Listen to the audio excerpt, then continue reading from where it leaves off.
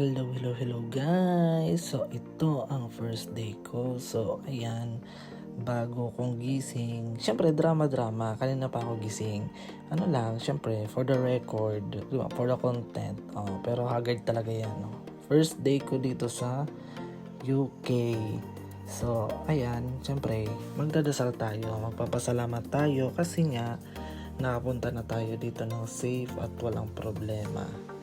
Siyempre, ganun talaga. Minsan magpasalamat kay Lord kasi binagdasal ko talaga to na makapunta ako dito. So, today's video, room tour tayo. Kasi nga, first day ko dito. So, ito ang kwarto ko. So, ayan, isang malaking bed. Tapos, siyempre, yung mga menu, i-review ko pa yan. Tapos, may palibreng SIM card. Tapos, may dito, may cabinet, lagay ng mga gamit kung ano-anong mga gamit na nilalagay ko. Tapos nandito na rin pala yung mga uniform nakalagay. Meron siyang pantaas, syempre, alaman uniform nga, 'di ba? Tapos pantalon, tapos meron pa yan syempre apron, meron siyang hairnet, sapatos, kompleto na, nandito na lahat. So ayan, para kung tanga naghahalongkat diyan, 'di ba? Effort, nilabas ko pa talaga lahat ng mga yan. Ito, akala ko nito raincoat, pala siya,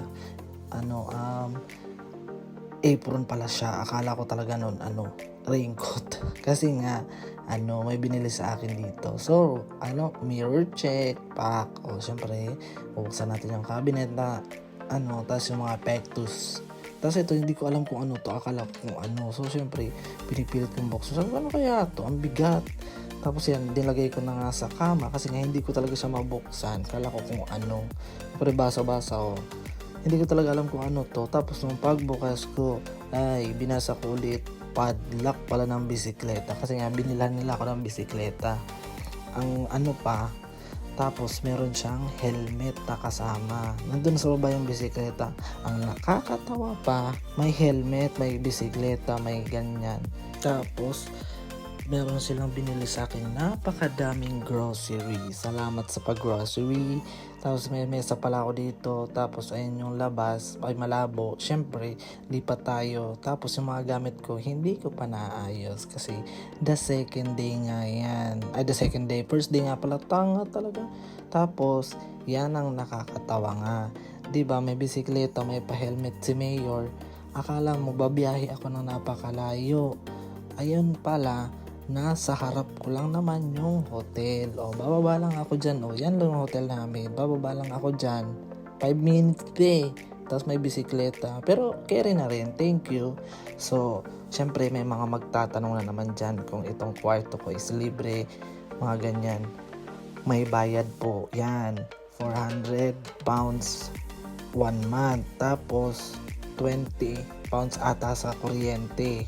Tapos, yung yung insurance ko pa 40 ata per month. So, I'm not sure. Pero yung bahay talaga is £400. Ayan, yan yung mga pinamili sa akin ni Amo. So, thank you pa rin. Siyempre, survive tayo kasi wala na tayong pera. Siyempre, hindi lang grocery yung mga binili ni Amo. Meron pa yan, mga sabon na panligo. Tapos, mga panlaba. Ito yun, yung mga pinamili niya. Syempre may shampoo, may Colgate, may mouthwash. Akala mo naman gumagamit talaga ng mouthwash. Magsipilyo nga hindi, charis. Tapos, ayan, meron pa siyang mga, anong tawag dyan? Tomato paste. Tapos, meron mga sibuyas, mga itlog. Tapos, kung ano-ano pa. So, ito ang kusina namin. Tapos, isa-isa natin yung mga kwarto. Ito CR to. Tapos ito, pagdating ni Nelson next week, yan ang kwarto niya. Tapos, syempre, nasa taas ang kwarto ko. Tapos, kay Wiljon pala yun. Kay Jerome pala yung kwartong yun. Ito yung kay Nelson, number 2. Tapos, ito naman yung akin sa number 3. Tapos, ang cute ng susi nila, parang, yung sa baul namin. So, see you in my next video. Thank you.